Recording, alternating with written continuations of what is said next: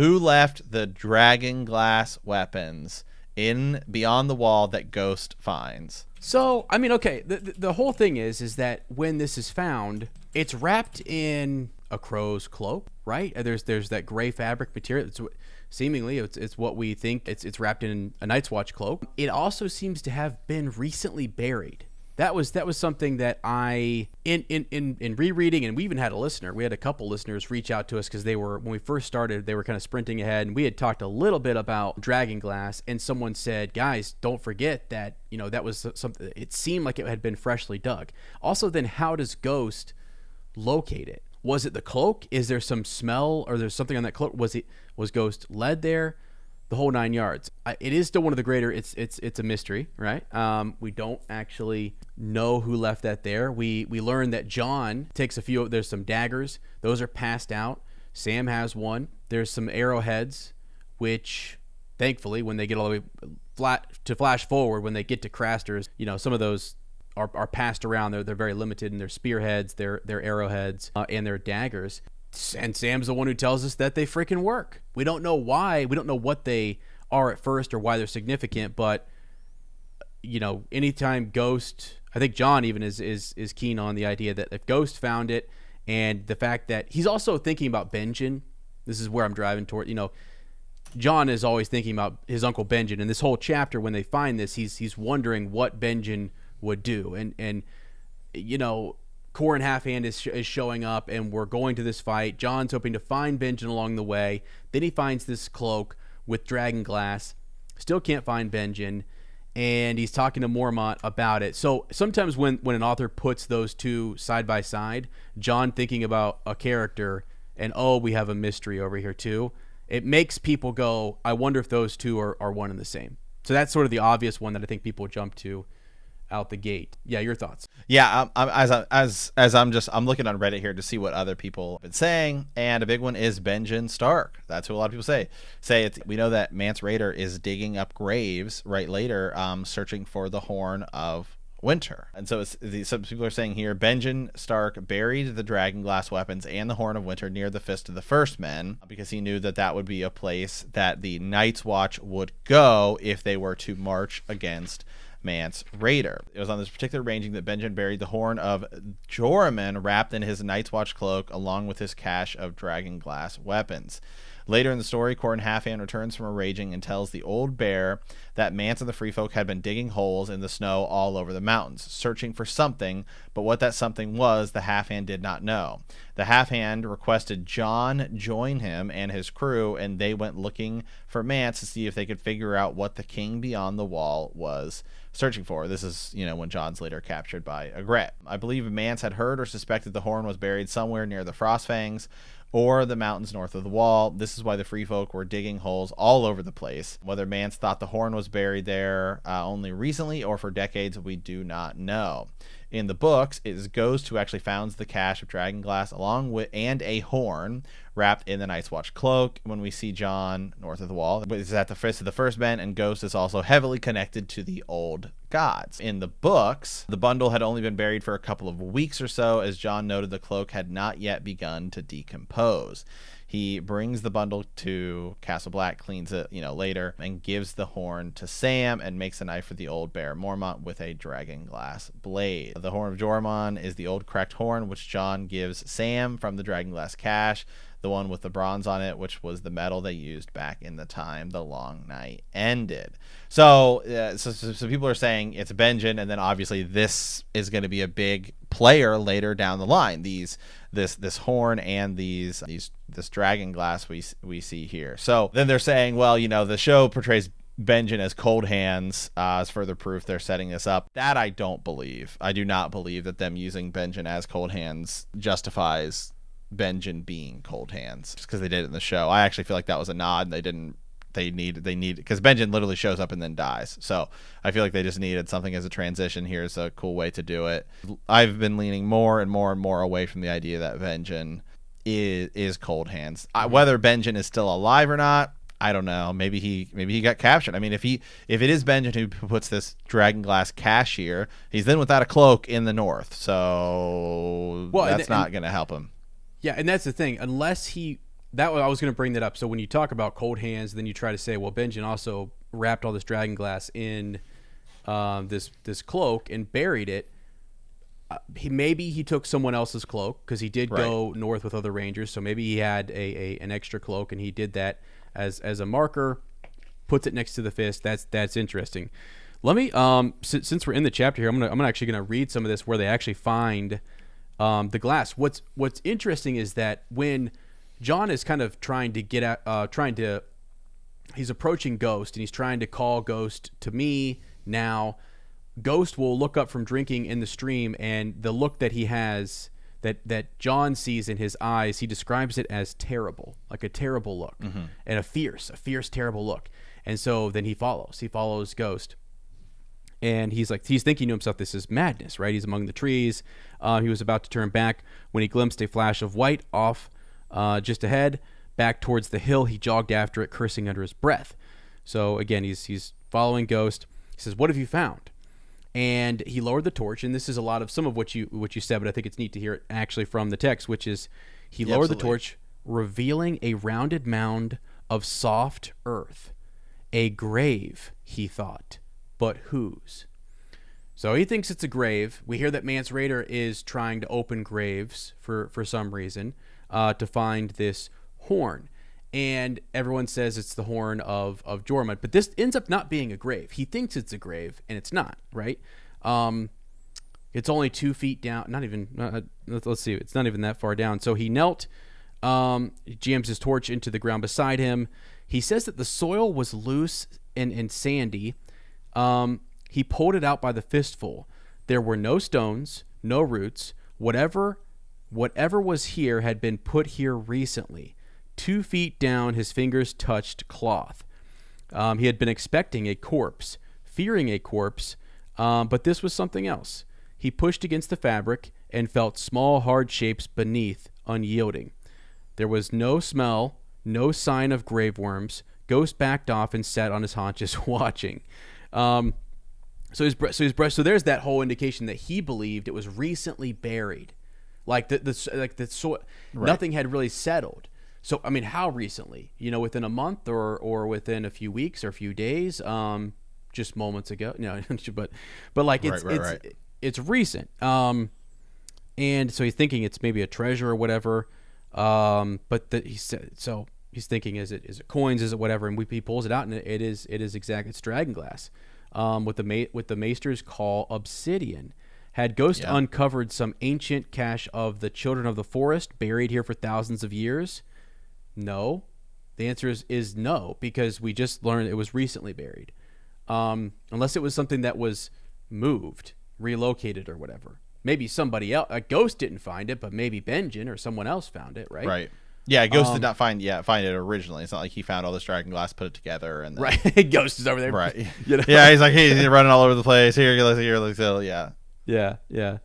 And then, as you said, so beneath the Dragonglass was an old war horn.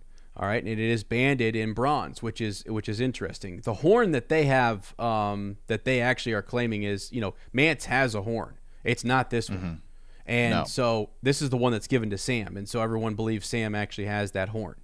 And you've often said that maybe the horns, that there could be some misconception in their switch or misconception in their use or whatever, because that's just a theory, and I think it'd be cool, right, if the horn they think is Dragonbinder is actually the Horn of Winter, and then the horn that we think is the Horn of Winter is actually Dragonbinder, right? It'd be cool. Yeah. Okay, so and then here we go. Here's the actual description of the cloak. So we get this. He's rubbing that between his fingers. He has the fabric out. It was good wool, thick, a double weave, damp but not rotted.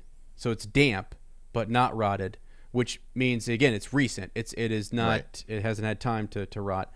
It could have not been in the ground long, and it was dark. So then he's looking even closer. Not dark. It was black. All right, so so he knew what he had. He had a cloak of a sworn brother of the Night's Watch.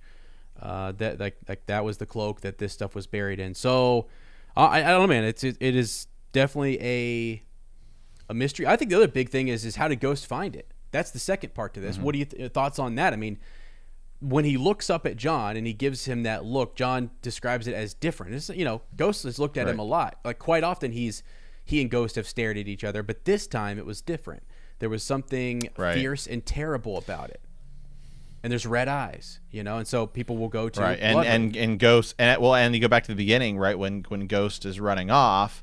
And Jon keeps calling him back, and then he just goes off. So like something's obviously going on with Ghost. Well, and let's take some new information we have. So we were given some new information kind of on about animals and the North, right? Mm-hmm. Remember in Fire and Blood, we learned that when Queen Alicent tried to fly her dragon over the wall, she couldn't do it. Yep. It wouldn't work. So here's a situation in which Ghost is acting really weird north of the wall. So I think it's that's kind of cool to think about. There's maybe a similarity between the two. Like there's something going on with magic north of the wall that's causing these like pretty rare animals to act differently. That's a good point. Yeah.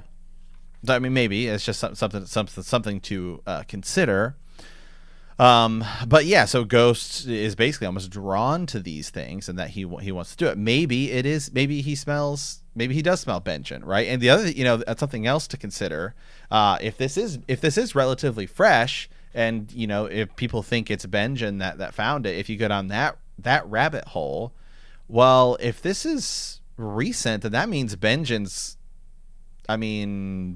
like alive and out there.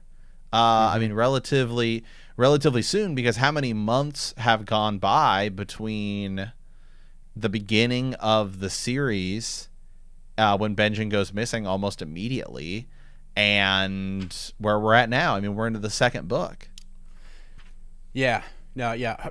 So that means if it was Benjen, and maybe he only did it like a couple weeks ago, then where was he at for that entire first book when he was gone? He would have been around here somewhere. I'm going to start with this, and then I promise you I'll get right back to the chapter here. But it's like the Children of the Forest they do make a pact with the First Men.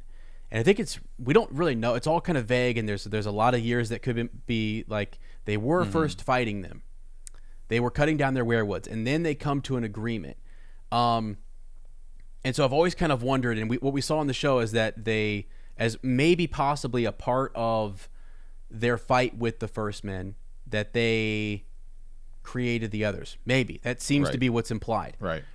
So I don't know. Let me read this. So I say that, and then let me read this here. So Jon is realizing Ghost is, he has this thought. He says, when the dead came walking, Ghost knew. He woke me. He warned me. And he can tell Ghost wants him to go with him.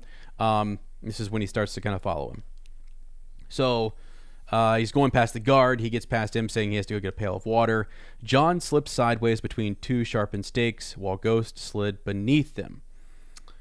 Let me move on down here. The camp sounds faded behind him. The night was black, the slope steep, stony, and uneven.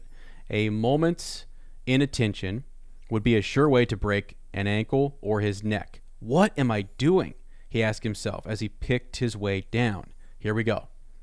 The trees stood beneath him, warriors armed in bark and leaf.